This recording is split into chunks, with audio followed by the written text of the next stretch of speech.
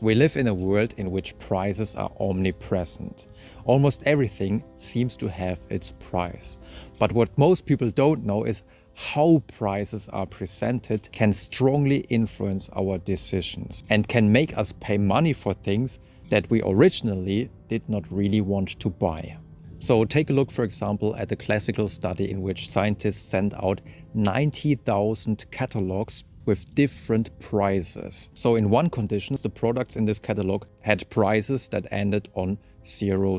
So those were round prices. A product there cost, for example, $10. In a second condition, they used the typical 99 ending prices. So the product now cost $9.99.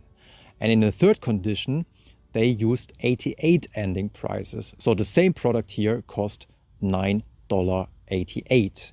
The results were really impressive. In comparison to the round prices, to the 00 ending prices, the 99 ending prices led to a sales increase of 8%, or in absolute numbers about $5,800 more.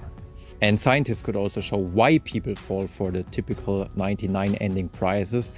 And it's not only because we make calculation errors, because we think of a $9.99 of a $9, but it's much more because we think that a price of $9.99 must be the best price. We think this price has been produced under pressure. They even had to go lower than $10. They now take only $9.99. So we think this must be a signal for a discount. We think this must be a really low price. So 99 ending prices really work. And they might work even better if the 99 ending is written in small letters. And if you take a look around, you will find a lot of shops that actually use this technique. The first number or the first numbers of a price are written in a normal size, but the 99 ending is written in quite small letters. And this increases the probability that we overlook or forget the 99 ending.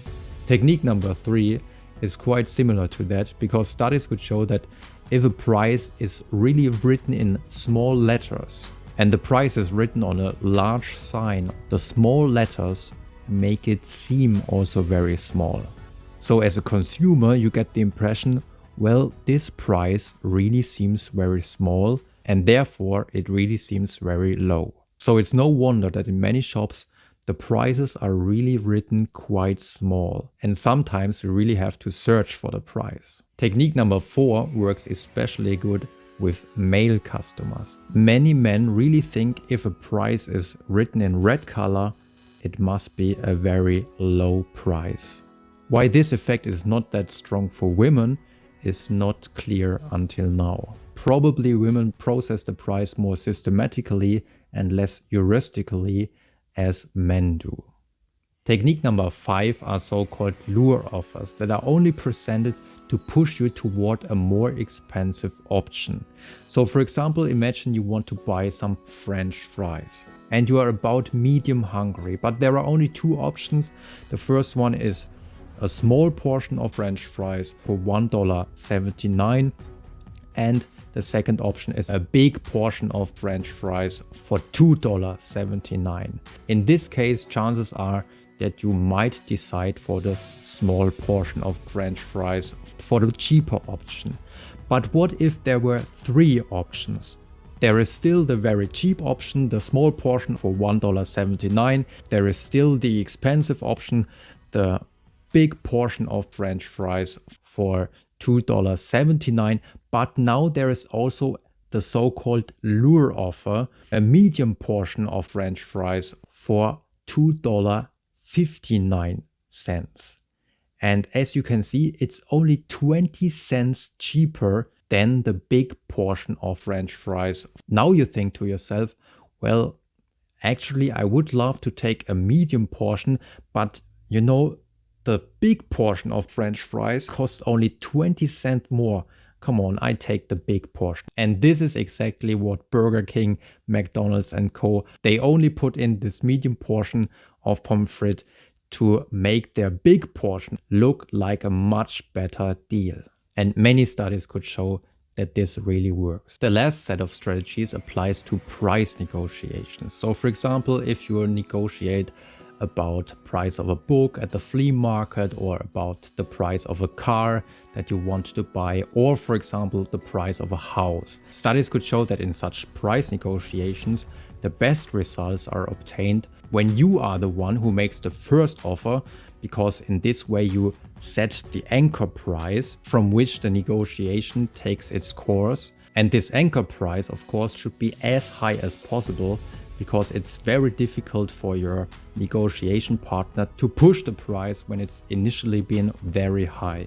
But the most interesting study results when it comes to price negotiations could show that precise prices, precise anchors are very effective. So for example, if you sell a book, you shouldn't say, well, I take $10.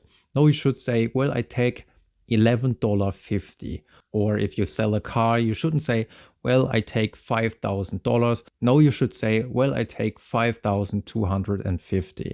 Or if you are in the comfortable situation that you can sell a house, you shouldn't say, well, the price is $300,000.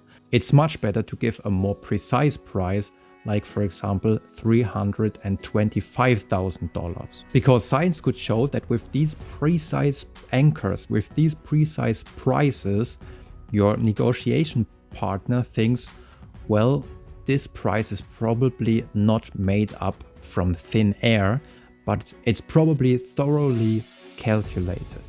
Another reason that speaks for precise prices is that you also define the scale on which will be negotiated.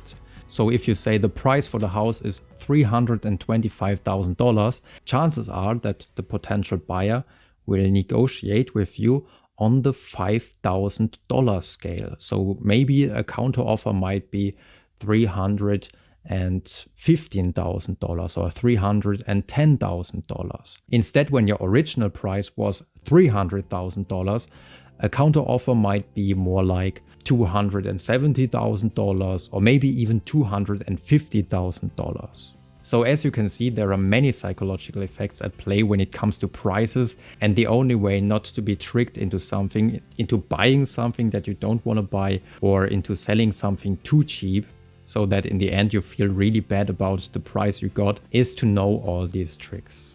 I really hope you enjoyed this episode and you found it a little bit helpful.